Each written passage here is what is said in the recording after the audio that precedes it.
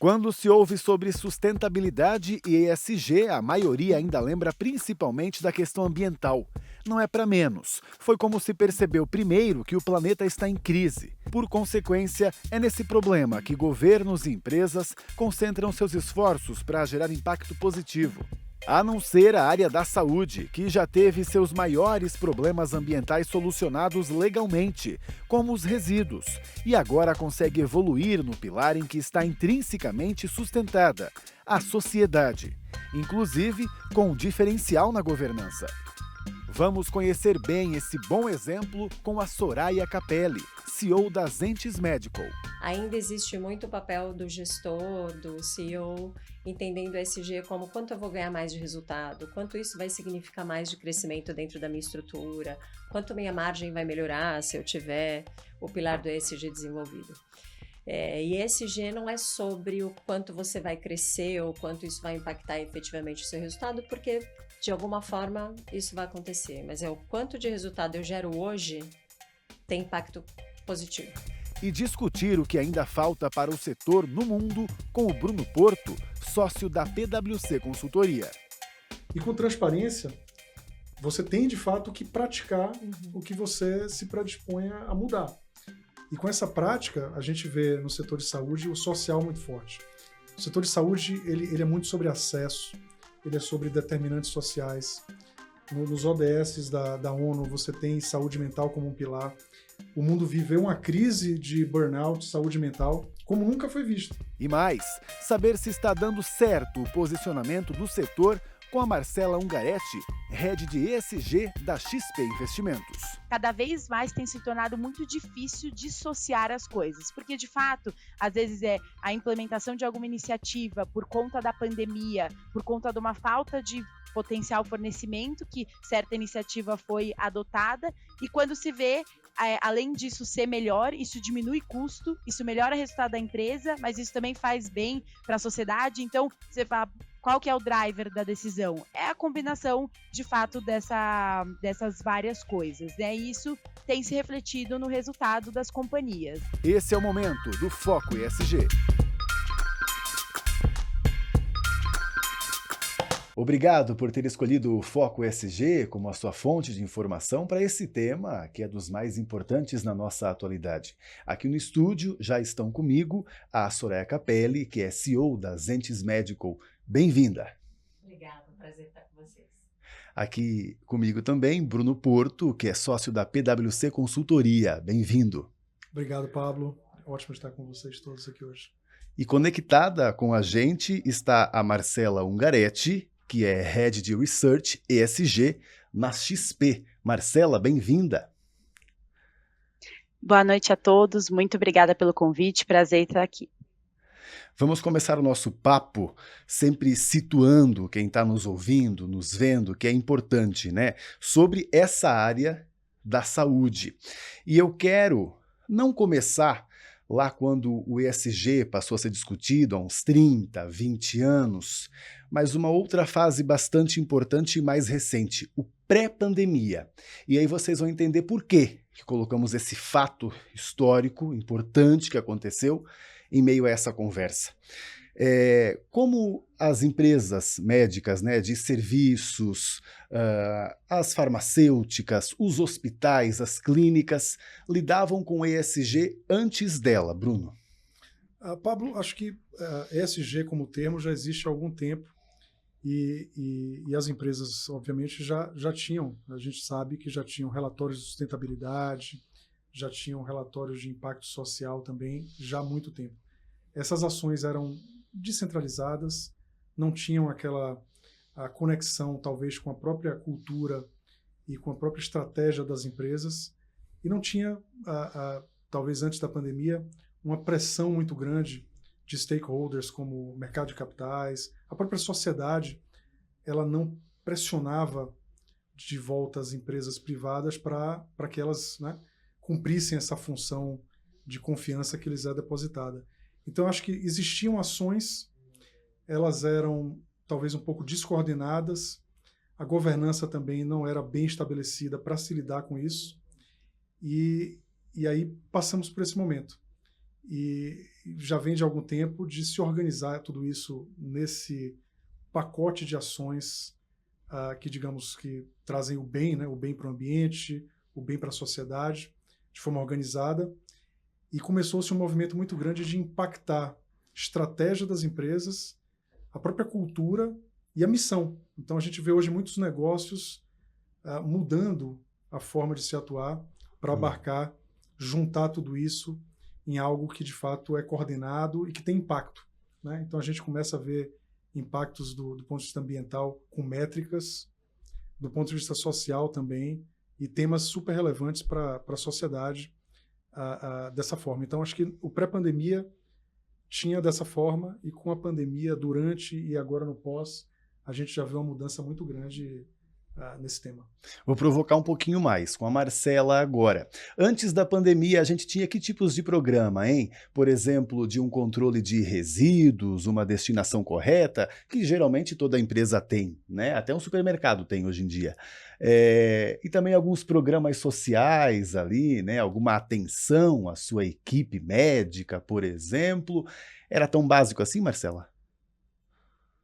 Não, perfeito. Acho que faz super sentido a gente analisar o cenário pré-pandemia e o que de fato evoluiu no cenário pós-pandemia. E aí reforço, né, o que foi trazido agora aqui na sequência, que justamente a gente já via sim ações pontuais por parte das empresas, e aí não exclusivo, né, ao setor de saúde, mas por parte de outras companhias, com ações pontuais no que tange as questões mais materiais, mais relevantes. Então, né, trazendo o exemplo que você trouxe, seja programa de resíduo para empresas que de fato, né, lidam com isso, como por exemplo o setor de saúde, ou até iniciativas, né, que são de fato mais básicas. A grande mudança que a gente viu foi de fato uma organização da agenda como um todo, ou seja, né, agrupando todas as iniciativas e, mais do que isso, fortalecendo elas e dando uma transparência junto ao mercado. Então, acho que curioso que a gente estava no começo desse exercício, e aqui, enfim, enquanto área de research, a gente tem cobertura, né, de empresas brasileiras de capital aberto, a gente conversava com algumas empresas que falavam, ó, a gente faz muita coisa, a gente tem isso, só que a gente não tem um documento, uma forma única que a gente reúne tudo isso, dá transparência para o stakeholder, dá transparência para o mercado, para a sociedade como um todo, e acho que esse esforço a gente tem visto também evoluir, não só mais iniciativas e iniciativas mais robustas, mas também deixando toda essa agenda bastante transparente para o mercado, que está bastante sedento aí por essas informações. Tá certo, não é só o trabalho em si que importa, ESG, mas até a comunicação dele também evoluiu bastante, né? Soraya, você então que está nesse dia a dia, né? Antes então da pandemia, se tinha já uma grande pressão das equipes de trabalho para algo social, né? Muitos médicos, enfermeiros, por exemplo, já reclamavam de plantões extensos demais, né? Só que será que eles já eram ouvidos? Por exemplo, né? É muito pertinente o que a Marcela colocou, porque realmente, o pré-pandemia já existiam diversos dos problemas aliás, todos os problemas que nós vivenciamos hoje, e a pandemia trouxe foco a essas situações, porque a saúde foi protagonista durante 2 anos, né? Tanto nós olhando para a saúde do lado de fora, de ter acesso a esse tipo de saúde, quanto olhando para nós mesmos com relação à nossa saúde. Do aspecto do ponto de vista de negócio, né, quando a gente olha a indústria, e essa é a indústria que eu represento, né, de equipamentos e de soluções, tecnologia e inovação, nós conseguimos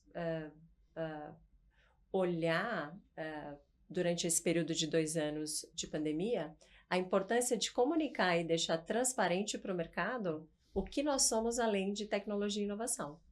Então, isso fez com que nós precisássemos realmente mudar nossa forma de comunicar o que nós fazemos, entregar valor para o mercado, além de tecnologia e inovação, e o ESG veio como uma oportunidade de consolidar essa comunicação e esse novo posicionamento para o mercado.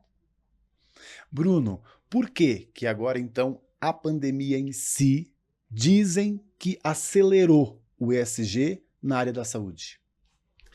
Bem, acho que, como a gente percebeu no durante ali, né, acho que o primeiro impacto na saúde das pessoas foi sentido nas equipes médicas de atendimento logo no início ali de 20, naquele grande impacto. Então, o setor de saúde ele foi muito impactado logo no início com temas como saúde mental, né, essa questão social dentro das empresas.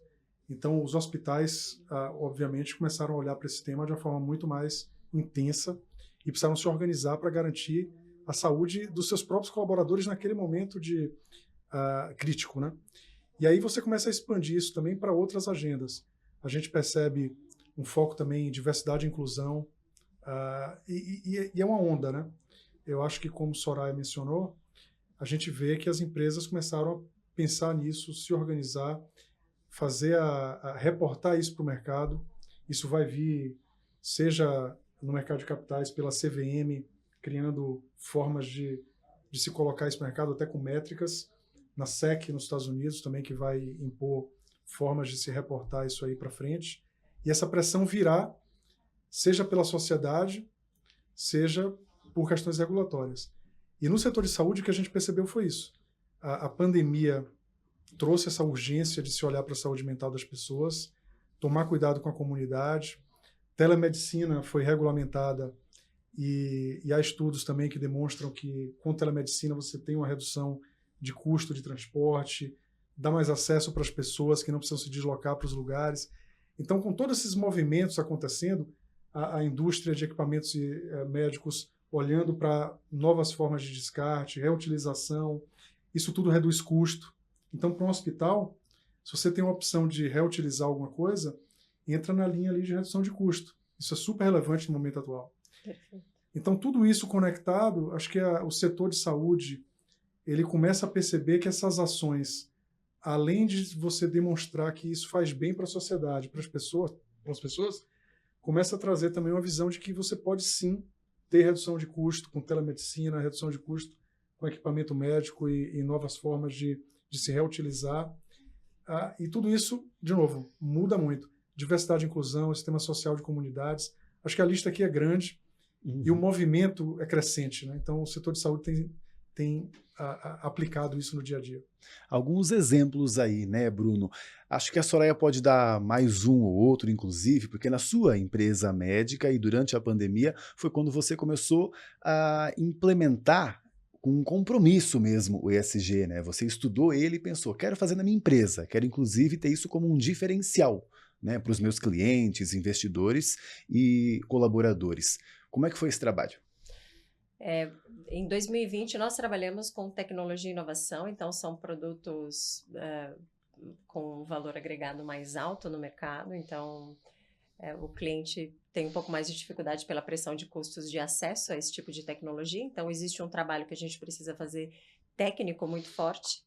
E quando nós percebemos a pandemia acontecendo, logo em 2020, nós previmos que após esse período drástico de aumento de 500%, 600% de custos para a compra de insumos para conter a pandemia, essa conta ia chegar para a indústria, né? E aí o cliente hospital, o serviço hospitalar ia começar a buscar redução de custo em todas as suas linhas. E ele ia eventualmente olhar para a tecnologia e inovação e questionar se realmente ele queria continuar nesse caminho. Foi então que nós olhamos para dentro, logo em 2020, e pensamos, mas além de tecnologia e inovação, nós somos muito mais do que isso, né?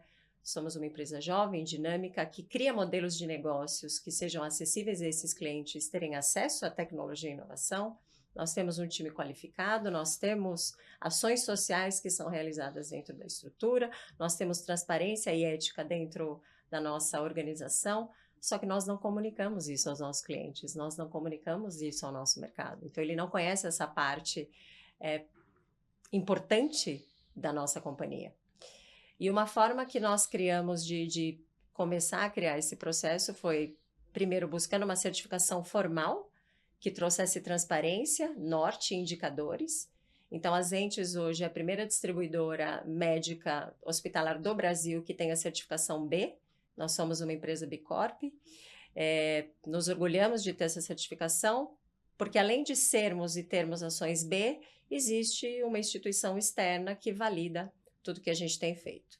Junto com isso, o ESG traz diversas oportunidades. Então, as tecnologias que nós atuamos, e é possível, isso é muito importante esclarecer, é muito possível ter tecnologias da saúde que tenham um selo verde, que traga a sustentabilidade para dentro das instituições hospitalares. Nós temos ações sociais que corroboram para que a gente trabalhe o elo social. E também a governança, que é fundamental, a governança é fundamental na hora de implementação do ESG. Porque quando você muda os processos, você precisa eventualmente mudar sistemas, mudar formas de trabalho para conseguir consolidar o ESG. Uma informação muito relevante para dentro desse segmento é que hoje nós somos 214, 215 milhões de habitantes no Brasil, 50 milhões de habitantes atualizados pelo Bruno com saúde suplementar, e a gente está falando de mais de 160 milhões de habitantes que não têm acesso à saúde e usam o Sistema Único de Saúde. Desses mais de 160 milhões de habitantes, nós temos mais de 30 milhões que passam fome, mais de 35 milhões que não têm acesso à água tratada e mais de 100 milhões que não têm saneamento básico. Então, a gente está falando do maior número de habitantes no Brasil que não conseguem pensar em prevenção, não conseguem pensar em saúde, não conseguem pensar em ESG, porque eles precisam cuidar da fome e precisam cuidar da sua saúde. Então, a gente tem um cenário que vai diretamente para o Sistema Único de Saúde, de hepatite A, de diarreia, de anemia, de leptospirose, de desnutrição, onde o ESG vai fazer com que as pequenas, médias e grandes companhias, pelo social, aborde esse público e tenta melhorar a situação que a gente tem desse público para tornar o desenvolvimento do país um lugar melhor. Você já mostrou que trabalha com os 3 pilares Sim. bem, né? Mas a grande maioria, inclusive nas pesquisas que a Marcela faz com a equipe dela na XP, mostra que grande parte das empresas investe mais no social mesmo. Talvez com esse exemplo até agora que a Soraya me contou, até entendi melhor o porquê que se trabalha tanto mais com o S, né? Até porque tem mais oportunidades de trabalhar então, né, Marcela? O que você tem reparado? Não, perfeito. Primeiro até parabenizar também a Soraya, enfim, pelo selo B. Acho que a gente aqui também, enquanto analista de empresas, de fato, é um selo, né, que representa bastante coisa e tem uma série de exigências, né, para de fato ser obtido. Então, enfim, acho que representa muito aí desse esforço, né, implementado em termos de agenda. E aí, né, indo para a pergunta em relação ao pilar social. Bom, o que a gente faz antes de analisar qualquer empresa sob a perspectiva ESG é identificar em qual setor que ela se encontra. De acordo com esse setor, a gente entende qual que é a materialidade e a relevância tanto do pilar E quanto do S, quanto do G de governança para cada um desses setores. Então, tangibilizando um pouco, se a gente vai analisar uma empresa, por exemplo, do setor de mineração, o impacto dela junto ao meio ambiente é consideravelmente maior do que de uma empresa de saúde. Mas isso não exclui o impacto da empresa de saúde. Mas a gente precisa balizar, né, e pesar um pouco, de fato, cada um dos pilares. A gente gosta de falar aqui que governança, o G, ele é importante para todo e qualquer setor. E aí muito, né, pelo ponto aqui até já discutido, que as empresas precisam ter uma boa governança até para impulsionar o E e o S. Então, governança, acho que a gente não tem grandes discussões em relação à importância. A gente assume importante em todo e qualquer setor. Já no E e no S, de fato, o cenário muda um pouquinho a depender do contexto. Pensando no setor de saúde em específico, no relativo, a gente sim coloca o social como mais importante. Mas isso não faz com que não tenham ações no ambiental. Acho que quando a gente olha para o pilar ambiental, são vários fatores que a gente busca entender do que as empresas estão fazendo. Então, existe uma responsabilidade muito grande no que tange a questão dos resíduos, existe uma responsabilidade muito grande em termos de emissões de carbono, que, enfim, as operações como um todo, né, implicam nisso. Quando a gente pensa na parte de serviço, a questão de distribuição, por exemplo, é um fator crítico que também, né, emite gases e implica certos desafios. Então, claro, mas no relativo à pegada, né, ambiental desse setor acaba sendo menor, enquanto que no social, e aí acho que, enfim, muito já discutido aqui, sem dúvida ainda na pauta, existem várias frentes que onde mora, né, a grande oportunidade para as empresas de saúde, seja no sentido de aumentar o acesso, né, enfim, à saúde, seja no sentido de também promover o impacto, né, quando a gente pensa da porta para fora, e sem dúvida também internamente dentro, né, todos os seus colaboradores e assim por diante. Então, essa é um pouquinho da nossa visão, dessa análise de materialidade, que olhando para o setor de saúde, a gente reforça aí a grande importância do pilar social, junto com uma boa governança, e também sempre cuidando também do ambiental. Claro, não é tarefa fácil, acho que fica bastante evidente, mas a gente tem visto aí um movimento bom também por parte das empresas. Legal, foi legal a gente entender isso, né, do porquê que o Pilar S é tão mais trabalhado. Inclusive, o Bruno também tem pesquisa sobre isso, lá na PwC, nos Estados Unidos foi feita essa pesquisa, né, Bruno? Com 45 prestadoras de serviço e 32 empresas farmacêuticas. E elas respondem aqui, em grande maioria, né, mais ou menos uns 77% trabalham com as questões sociais. Só 12% falaram em ambiental e 11% em governança. Mas eu quero saber, pela percepção de vocês, eles ainda não estão enxergando como evoluir em ambiental e governança? Eu acho que tem um pouco desse elemento de como evoluir mais em governança primeiro. Acho que governança é uma base importante aqui de se organizar esse tema e evoluir, de fato, nos temas ambientais. Obviamente, o setor de saúde não vai passar por uma transição energética tão forte quanto o setor de energia, o agronegócio. Mas eu queria ressaltar também, Pablo, um nexo aqui interessante, né? Quando você escuta da Marcela esse tema de crédito, de rating, como a XP avalia empresas, de fato isso já mostra aqui que as empresas precisam reagir a isso, né? Como ser mais bem vista. Obviamente você tem o público depositando cada vez mais confiança em empresas privadas. Tem uma pesquisa da Edelman Trust Barometer que mede confiança na sociedade, e empresas privadas estão à frente de governos, ONGs, já de forma recorrente. E com essa confiança, né, Soraya, vem responsabilidade. Foi o que você colocou de mudar o modelo de negócio e devolver essa confiança em ações. E aí, parabéns pelas iniciativas. E com transparência, você tem, de fato, que praticar o que você se predispõe a mudar. E com essa prática, a gente vê no setor de saúde o social muito forte.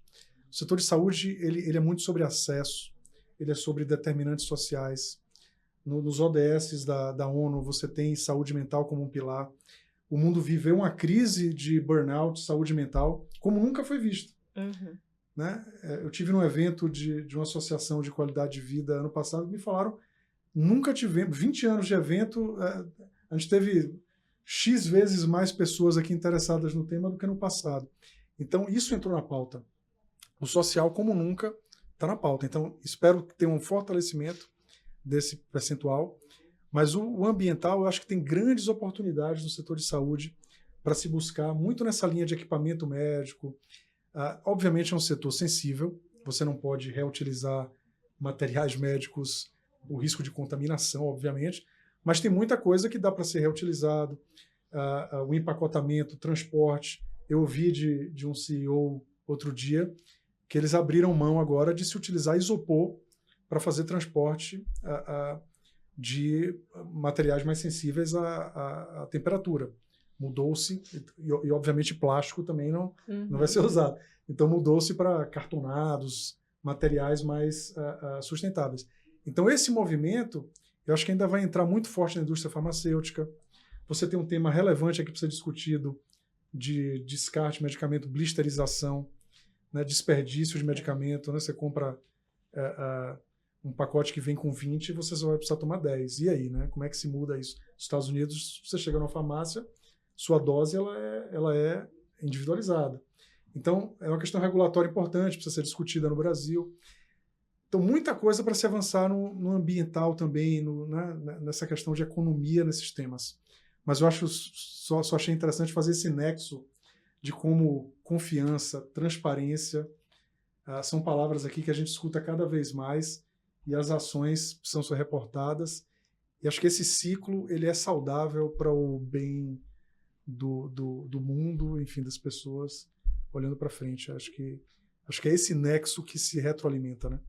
Só como um complemento, Bruno, e é uma barreira que a gente ainda encontra, eu também encontrei dentro da organização, ainda existe muito o papel do gestor, do CEO, entendendo o ESG como quanto eu vou ganhar mais de resultado, quanto isso vai significar mais de crescimento dentro da minha estrutura, quanto minha margem vai melhorar se eu tiver o pilar do ESG desenvolvido.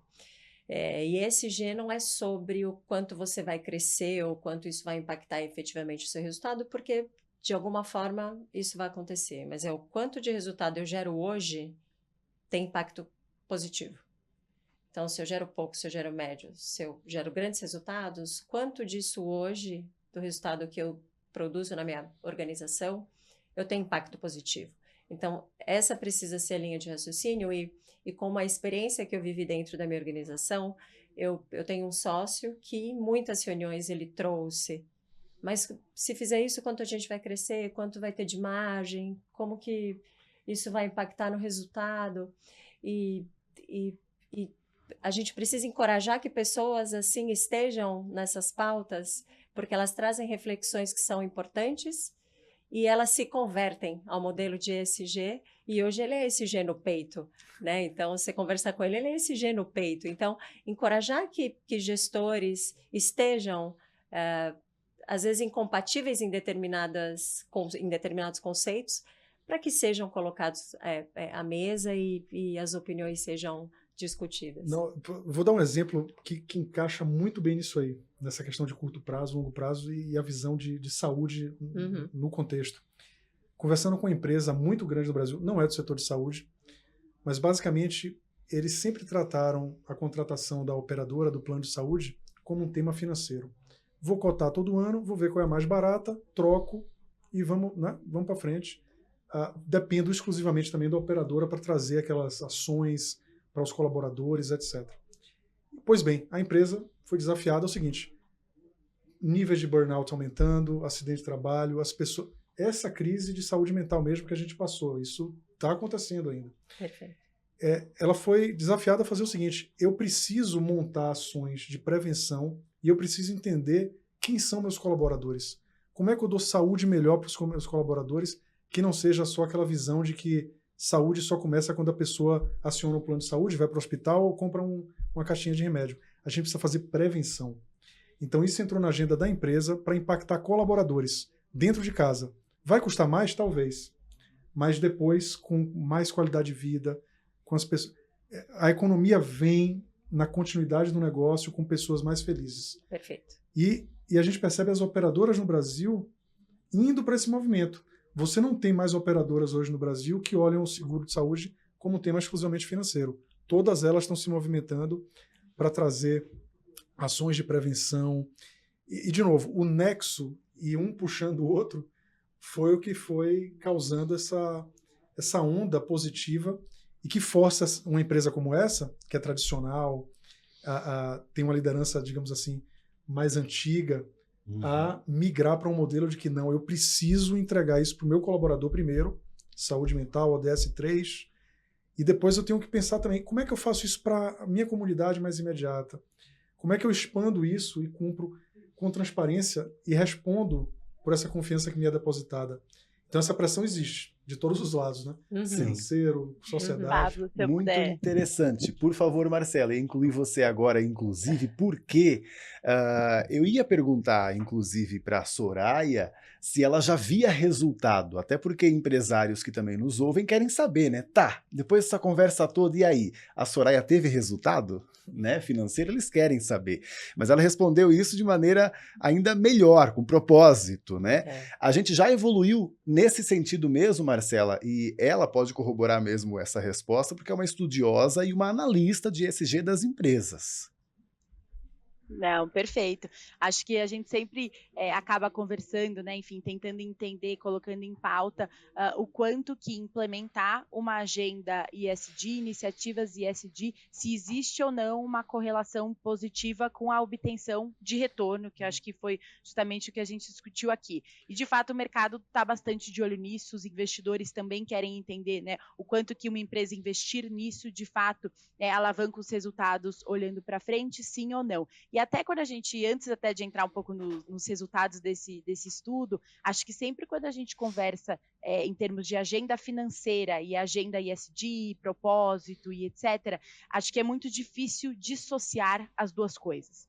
Né? Acho que mesmo quando a gente analisa uma empresa, às vezes perguntam para a gente, qual que é a recomendação sem considerar ESG e a recomendação considerando ESG. A nossa recomendação e a nossa visão é de uma empresa completa, né? E a empresa completa envolve as questões ESG, assim como envolve o financeiro, a gente tem cada vez mais tem se tornado muito difícil dissociar as coisas, porque de fato, às vezes a implementação de alguma iniciativa por conta da pandemia, por conta de uma falta de potencial fornecimento que certa iniciativa foi adotada, e quando se vê, além disso ser melhor, isso diminui custo, isso melhora o resultado da empresa, mas isso também faz bem para a sociedade. Então, você fala, qual que é o driver da decisão? É a combinação, de fato, dessas várias coisas, né? E isso tem se refletido no resultado das companhias, né? Então, a gente faz um estudo aqui, em que a gente busca entender a performance de índices ESG, que basicamente são índices compostos por empresas que estão bem posicionadas na agenda ESG. Então, usando como exemplo aqui no Brasil, a gente compara o ISE, que é então o Índice de Sustentabilidade Empresarial da B3. Então, a B3, a Bolsa Brasileira, dá ratings, né, e notas para cada empresa e monta uma cesta de companhias que estão bem posicionadas. Quando a gente olha a performance do ISE com a performance do Ibovespa, que aí basicamente é o índice que contém as maiores, né, e mais líquidas empresas da Bolsa, a gente olha que historicamente, desde 2006, né, ano em que o ISE foi criado, o ISE vem apresentando uma performance superior ao Ibovespa. Claro, a gente está olhando performance passada, e a gente sempre reforça que performance passada não é garantia de performance futura, mas a gente tem algumas razões pelas quais a gente entende que as empresas que estão bem posicionadas nessa agenda tendem sim a ter melhores retornos no longo prazo. Então, acho que corroborando aqui bastante da visão já discutida. Marcela, muito obrigado pela sua participação aqui com a gente, sempre bem-vinda, pode trazer outros temas, inclusive, que eu sei que você estuda todas as áreas aí. Muito obrigada, o prazer é todo meu, sempre muito bom falar sobre esse tema. Até mais, então. Bruno, também muito obrigado pela tua disposição, o teu conhecimento compartilhado aqui com a gente. Obrigado, Paulo. Prazer. E Soraya, também muito obrigado por ter vindo e também parabéns por essa tua iniciativa, né? Obrigada, Pablo. Obrigada a todos, prazer. Eu até imagino que queriam falar um pouco mais, porque o tema rende, mas a gente faz mais episódios. E você não pode perder o Foco ESG, que está no YouTube do SBT News e também no nosso portal, o sbtnews.com.br, além de todas as plataformas digitais. Lá no YouTube, inclusive, clica no sininho para sempre ser avisado sobre novas edições. A gente se vê aqui no SBT.